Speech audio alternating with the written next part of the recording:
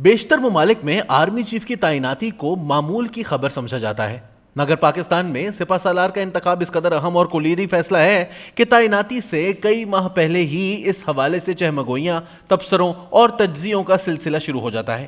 General Qamar Javed Bajwa, جن کی توسیع شدہ مدت ملازمت 29 نومبر 2022 کو ختم ہو رہی ہے، ان سے متعلق ایک بار پھر افواہوں، سرگوشیوں اور قیاس آرائیوں کا سلسلہ جاری ہے۔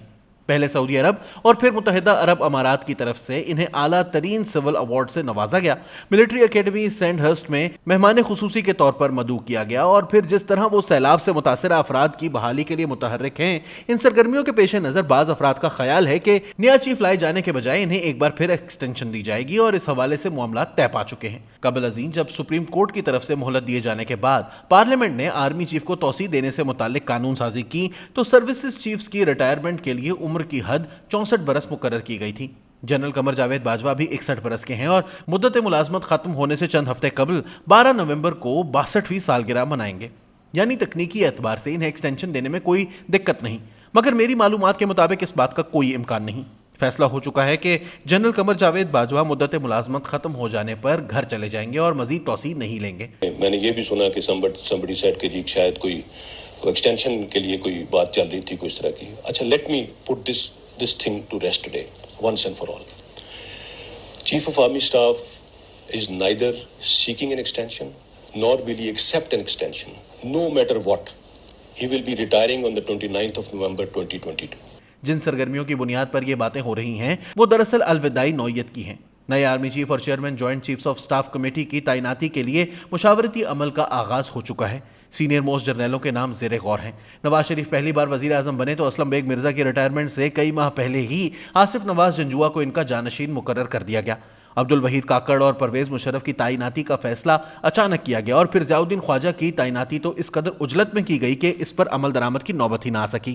جنرل کیانی کی ریٹائرمنٹ پر نواز شریف نے فیصلہ کرنے میں بہت تاخیر کی، اور مقررہ تاریخ سے 2 دن پہلے 27 نومبر 2013 کو اعلان کیا گیا کہ راحیل شریف نئے آرمی چیف ہوں گے۔ اسی طرح جنرل قمر جاوید باجوہ کو سپہ سالار بنانے کا اعلان 26 نومبر 2016 کو کیا گیا۔ ممکن ہے اس بار بھی آخری وقت تک تجسس کی فضا برقرار رکھی جائے اور نومبر کے دوسرے ہفتے میں بریکنگ نیوز آئے۔ نواز شریف، جنہیں 6 مرتبہ آرمی چیف تعینات کرنے کا موقع میسر آیا، اگرچہ اب وہ وزیر اعظم نہیں، مگر مسلم لیگ نون کے تاحیات قائد کی حیثیت سے ان کی رائے کو یکسر نظر انداز کرنا ممکن نہیں ہوگا۔ افواج پاکستان کے 5 لیفٹیننٹ جنرل ریٹائر ہو رہے ہیں، جس کے بعد سینیورٹی لسٹ میں تبدیلی آئے گی۔ چونکہ 6 میجر جنرل 28 ستمبر 2018 کو پروموٹ کیے گئے تھے اور 3 سٹار جنرل بننے کے بعد 4 سال میں ریٹائرمنٹ ہوتی ہے، اس لیے corps commander Mangla lieutenant general Shaheen Mazhar, D G strategic plans division lieutenant general Nadeem Zaki Manj, corps commander Lahore lieutenant general Abdul Aziz, I G T and E lieutenant general Syed Muhammad Adnan, اور director general joint staff headquarter lieutenant general Waseem Ashraf اس ماہ سبکدوش ہو رہے ہیں۔ اگرچہ لیفٹیننٹ جنرل عاصم منیر کو بھی انہی 5 میجر جنرل کے ساتھ ترقی دی گئی تھی، مگر ان کو رینک لگانے کی تقریب تاخیر سے ہوئی۔ اس وقت lieutenant general Naveed Mukhtar D G I S I تھے، ان کی ریٹائرمنٹ میں چند ہفتے باقی تھے۔ چونکہ لیفٹیننٹ جنرل عاصم منیر، جو کہ اس سے پہلے ڈی جی ملٹری انٹیلیجنس رہ چکے تھے، انہیں ڈی جی آئی ایس آئی لگانا تھا، اس لیے انتظار کیا گیا۔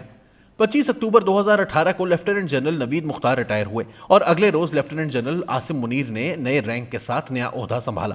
چنانچہ اب ان کی ریٹائرمنٹ کی تاریخ 25 یا 26 اکتوبر بنتی ہے، مگر عسکری ذرائع کا دعویٰ ہے کہ ان کی مدت ملازمت 26 نومبر کو ختم ہوگی۔ یوں جی ایچ کیو میں کوارٹر ماسٹر جنرل کے طور پر فرائض سر انجام دے رہے لیفٹیننٹ جنرل عاصم منیر اس وقت سینیورٹی میں پہلے نمبر پر ہیں۔ وہ اس سے پہلے D G military intelligence, D G I S I اور کور کمانڈر گجرانوالہ کے طور پر کام کر چکے ہیں۔ سینیورٹی لسٹ میں دوسرے نمبر پر corps commander Rawalpindi lieutenant general Sahir Shamshad Mirza ہیں۔ نہایت متاثر کن کریئر کے حامل ساحر شمشاد مرزا سابق army chief general Raheel Sharif کے دور میں ڈی جی ایم او رہے ہیں۔ لیفٹیننٹ جنرل کے رینک پر ترقی پانے کے بعد انہیں چیف آف جنرل سٹاف تعینات کیا گیا، جو آرمی چیف کے بعد سب سے طاقتور ترین عہدہ ہے۔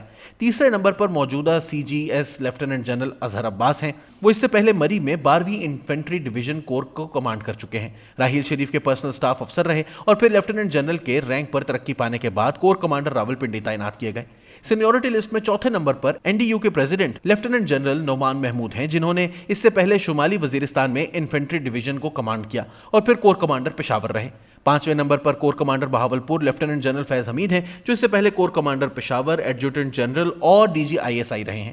6 نمبر پر corps commander Gujranwala lieutenant general Muhammad Aamir ہیں، جو لاہور میں انفینٹری ڈویژن کمانڈ کر چکے ہیں، صدر زرداری کے ملٹری سیکرٹری رہے اور جی ایچ کیو میں بطور ایڈجوٹنٹ جنرل کام کیا۔